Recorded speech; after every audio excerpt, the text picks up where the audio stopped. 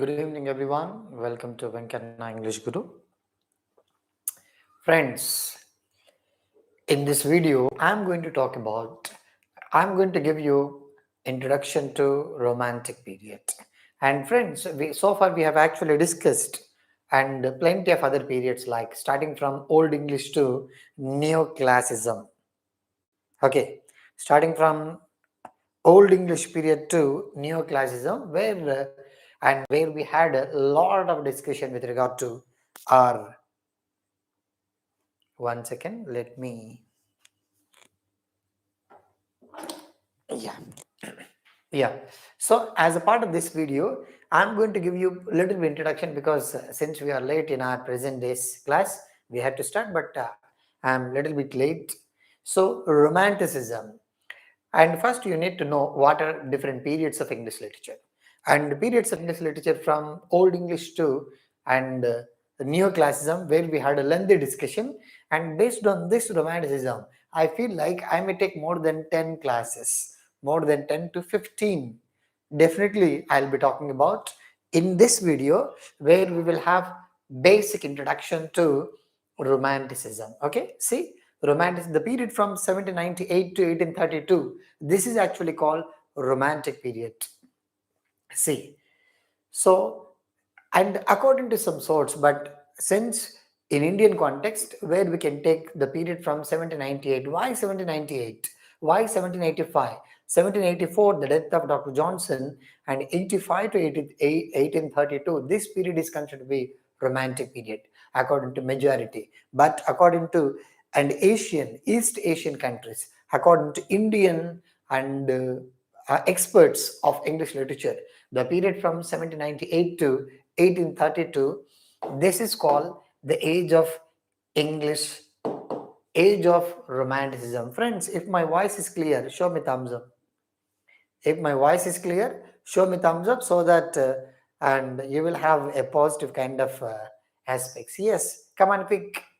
Yes, thank you. Yes, and this period beginning 1798 or 89, because 1785 death of Dr. Johnson, after 1784 Johnson, the next year is actually considered to be the beginning of Romanticism, or 1789, the greatest revolution, the French Revolution, the outbreak of the French Revolution. And in my and previous videos based on neoclassicism, I told you what is the slogan of this French Revolution, like equality, fraternity, and liberty. All the all the romantic poets were greatly influenced by Dash Revolution, French Revolution. This is a very important point to be kept. Next, and 1798. So this is the one of the major important and dates, and that becomes the beginning of Romantic period, because and the collaborative work of both Wordsworth and Coleridge, the publication of William Wordsworth's and S.T. Coleridge's lyrical ballads, very important. So lyrical ballads is actually published in 1798, which includes 23 ballads, and 19 by Wordsworth and 4 by S.T. Coleridge, and several times, and this is asked, and ending in 1832. Why 1832? Death of Sir Walter Scott. One of the major important novelists during Romantic period is Sir Walter Scott, and the year in which Sir Walter Scott died, and the passage of first Reform Bill signal, and the first Reform Bill which was passed in the Britain Parliament, and in 1832, that is considered to be the beginning of Victorian period, end of Romanticism. And friends, this is very important. Romantic period is considered to be the greatest era of English poetry, the greatest age of English poetry. And previously I spoke about where we discussed the greatest age of English drama, Elizabethan period, and Elizabethan period and Jacobean period or Renaissance, and the greatest age of English poetry. And you can find plenty great poets like Wordsworth, Coleridge, Southey, and Shelley, Keats, and William Blake, Robert Burns, Walter Savage Landor, very popular writers, all these were. So this age is considered to be the greatest era of English poetry. This and occurred several times in the history of Net set and several public service commission examinations. And friends, This is also called the age of Wordsworth, and the greatest poet during the Romantic period, Wordsworth, and who is actually symbol of naturalism, symbol of Protestantism, and symbol of symbol of you can say, and not Protestantism, symbol of prospectus, symbol of nature, symbol of imagination. So all that Wordsworth, and this is apart from it is also called the age of revolution, literary revolution, social revolution, economic revolution. But this is somewhat less, but age of revolution, because all the poets were greatly influenced by French Revolution, my friends. French Revolution, which actually and gives a lot of priority to equality, fraternity, liberty of the people. And this because they have formulated new techniques of writing, composing poetry, composing literature. Because till neoclassical period, and most of the writers they simply and imitated the models that were already exhibited and were made popular. But during this period, and writers they invented their own styles of writing, composing poetry, their own styles of stanza forms, their own styles of sonnets, their own styles of composing literature. That is the major, that is why this is called literary revolution, where writers wrote about different issues. Next, social revolution, because it was greatly influenced by French Revolution, as I told you. Next, friends. Next, you can see you need to know a little bit background, and where does this and first become popular, and who actually popularized the concepts of romanticism first. Okay, and previously when we spoke about Renaissance began in English literature during 16th century. But before and it became popular in English literature, it became so popular in Italian literature. That is why during 14th century, 15th century, and there were the concepts of Renaissance which were became popular in Italy. Later they were adapted in English literature, where we had a lengthy discussion with regard to Renaissance. Here you need to know, and what is the background of Romanticism, and where did it actually begin? Okay, first you need to know. And the concept of Romanticism became popular in English literature in 1798. That we come to know. But and this became so popular first in Germany, you can see. First in German. Next, romantic characteristics are usually said to have been manifested first in Germany. Very, very, very, very important, my friends. Very, very important. The concept of romanticism, the ideals of romanticism, the features of romanticism, the principles and characteristics of romantic beliefs first became popular in German literature. Germany, and in German literature, it was first popularized by, coined by, and introduced into literature, not just English, first into German literature by a few important writers like you can see, and England, and first in Germany, later in England during 1790s, later in France and America. Later you can talk about France Romanticism, French Romanticism, American Romanticism. I'll tell you, I think somewhere I gave you. The term was first, who coined the word? Friends, this was asked several times, you need to know. And who coined this word? August Wilhelm and Frederick Segel. Very, very, very, very important. You need to know these two people, August Wilhelm and Frederick Segel. Very, very important. Who coined the word Romanticism? Coined, first used, August Wilhelm and Frederick Segel, and the two German poets. And F.R. Lucas, and he gave 11,396 definitions with regard to Romanticism. What is Romanticism?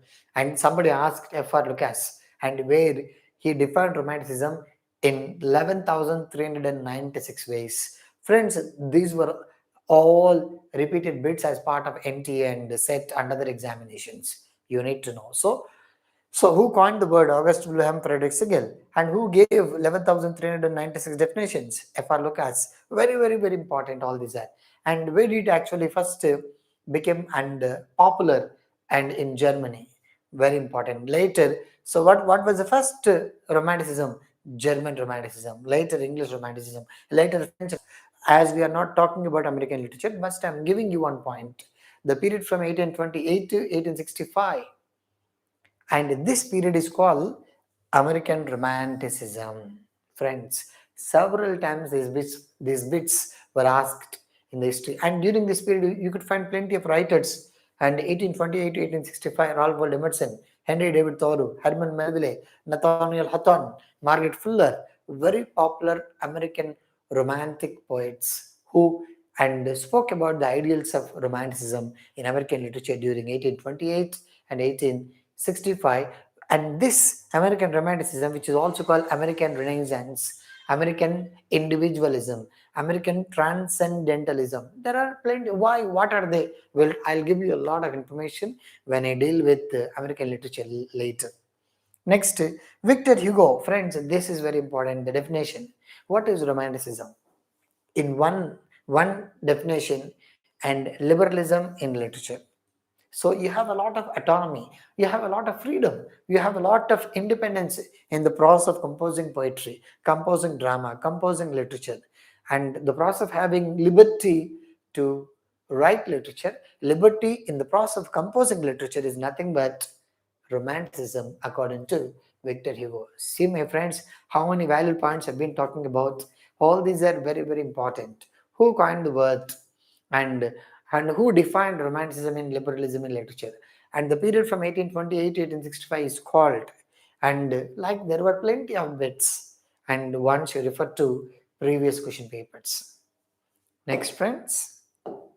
Next, you can see, and with regard to who are the popular important poets during this period, and during romantic period, during this period, who are the popular poets? You can see the popular list: William Wordsworth, Samuel Taylor Coleridge, Robert Burns, William Blake, Robert Southey, Lord Byron, P.B. Shelley, John Keats, Walter Savage Land.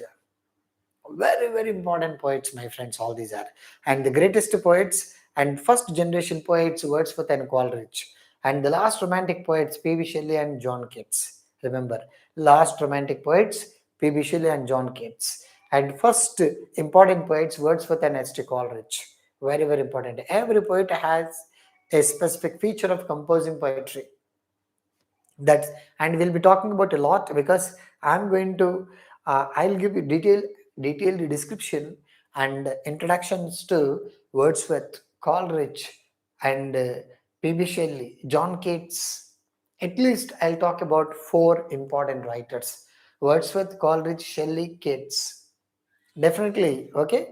And just next, you can see who were the popular novelists during this period, who were the popular prose writers, popular novelists, popular essayists. You can see Jane Austen. And Jane Austen, very popular, important. And I will also talk about Jane Austen because it's very important for us and for several examinations. And it's very important for us to know and some basic information. But I don't talk about some. I'll give you detailed uh, biographical account of Jane Austen. Don't worry.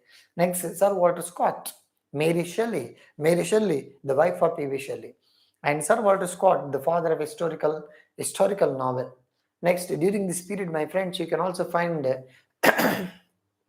popular essayists like Charles Lamb, and who wrote popular works like Hesophalia, Tales from Shakespeare, and who used the pen name Elia to write a number of essays. William Hazlitt, very, very important. Thomas De Quincey, Mary, Mary Wollstonecraft, the mother-in-law of P.B. Shelley, mother of Mary Shelley, Leigh Hunt. So popular, important, and essayist during this period. Mary Wollstonecraft, she is actually considered to be the first feminist in English literature who composed first feminist essay, A Vindication of Rights of Women. A Vindication of Rights of Women in 1791-92. This is called the first feminist essay in English literature. Vindication of Rights of Women, where it talks about rights of women at the time. Okay, next, friends. And as a part of this, and I'm planning to talk about the popular definitions that were given by important poets during this period. And you can find very popular definitions that are given by Wordsworth, Shelley, Keats, S.T. Coleridge. So I'm giving you some of them. See, Wordsworth. What is poetry according to Wordsworth? So where he actually gave three important popular definitions which appeared several times in different public service commission examinations apart from NT or Ugc-Net. See, poetry refers to the spontaneous overflow of powerful feelings and emotions recollected in tranquility. See, my friends, the kind of definition that is actually talking about what is poetry. Poetry refers to the spontaneous. It usually comes out naturally. Poetry is spontaneous. It is not controlled by society. It is not controlled by somebody else. So according to neoclassical, poetry is controlled by classical writers. But according to romantic, poetry is spontaneous. It comes out naturally by looking at a woman, by looking at a scene, by looking at the nature, by looking at the sky, by looking at the clouds. Like it should come out naturally, spontaneously. That is what poetry. So poetry refers to spontaneous overflow. It comes out naturally like floods. Okay, like floods, you will have continuous flux of thoughts, and there is no stoppage of your thoughts. So spontaneous overflow of powerful. Poetry is always powerful. The one of the most important areas of literature, important fields in the world is poetry, which influences. You can see the Bible, it's a poem. The Quran, it's a poem. The Bhagavad Gita, it's a poem. The Ramayana, it's a poem. So you can see, and poetry is always powerful in the world, which influences and which gives a lot of foundation among the people, and which is always and powerful and which influences and people in the world. Next, powerful feelings. So poetry, what is poetry? Poetry refers to spontaneous overflow of powerful feelings and emotions, and recollected in tranquility, when you are calm, when you are peaceful, without any disturbances. Today I came to the class 1 hour late. I was so busy since it is raining in Hyderabad, cats and dogs. So I was late to home for more than 3.5 hours late. So thing is, so poetry is a concept which comes out naturally from your mind. Not it is. That's why I'm not going to take a lot of time. I'll take only just half an hour. Okay, don't worry. So so when you are calm, then only you need to and take up certain things. That's what even I believe in. So tranquility is always very important in the process of communicating your ideas. So one of the most important definitions given by Wordsworth, poetry refers to spontaneous overflow of powerful feelings and emotions recollected in tranquility. Very popular definition given by Wordsworth. Where did he where did he define this? We'll talk about tomorrow. Next, poetry is breath and finite spirit of all knowledge. What is poetry? Poetry is your breath. What is poetry? Poetry is just like breathing. And without breathing, are you going to stay in this world? No. Like that, poetry, and we should become breath to everybody in the world, according to Wordsworth. And finite spirit of all knowledge. Finite spirit, the best knowledge that you can get only from poetry. For example, when you visit the church, when you visit the temple, when the priest opens the page and he reads one sloka or one line from the Bible, and that line will influence you a lot. Yes or no? When you visit church or when you visit a, and maybe different places. That is why, according to Wordsworth, the best knowledge of the world only exists in poetry. Remember that. Prospectus, another important definition. Prospectus is the mind of the man. Prospectus. Friends, this was asked several times. Who coined the word prospectus? It was Wordsworth. Remember, prospectus is the mind of man. Common. What is prospectus? Common human thinking. Literature is all about writing something about the common human thinking, common human activities, not about sophisticated people, not about the orthodox communities. No, literature is all about the prospectors, common people, the downtrodden communities, and the hand to mouth kind of people, the poor people, and the working class people, and you need to talk about the common human activities that are being done by these people. That is poetry according to Wordsworth. Prospectus is the mind of the man, and and is my heart and my main reason of my song. The song that I usually compose, it's all about the common people. It's all about the downtrodden. It's all about the poor people, according to Wordsworth. These three are very popular, important definitions, and which appeared several times in the history of net set.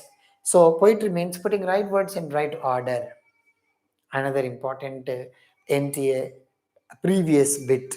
What is poetry? Poetry refers to putting right words in right order. Arrangement of words, arrangement of phrases, arrangement of sentences properly is nothing but poetry.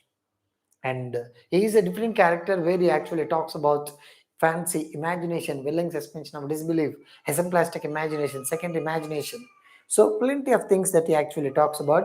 We'll discuss later. Next, you can see, my friends, I always seek in what I say the likeness of something beyond the present and tangible object. Another important definition and given by P.B. Shelley. P.B. Shelley, a revolutionist, atheist, and he spoke something about science and technology, something against religion, and he wrote a lot of literature against religion, and he worked for the welfare of rights of common people, rights of Irish people in particular. So, and he defined poetry in this definition. I always seek in what I see the likeness of something beyond the present and tangible object. Beyond the present, what you see, and if you talk about that is poetry. Tangible object, what clearly appears is not going to be poetry. What is and something beyond your imagination is going to be poetry according to P.B. Shelley. P.B. Shelley also gave another important definition. See, poets are the unacknowledged legislators of the world. Who are poets? Unacknowledged legislators of the world. Legislators elected by the people and become a part of the parliament, become a part of the assembly. Okay, legislative assembly. Okay, and Vidhan Sabha somewhere. So, legislators, they are elected by the common people, but poets are unacknowledged, unrecognized. They are not recognized by and recognized as legislators, but they work for the welfare of the common people.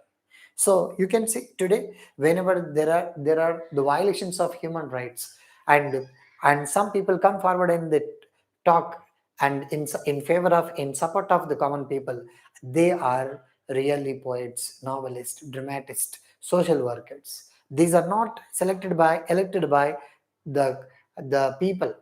Okay, they are not real legislators, and but here unacknowledged legislators of the world.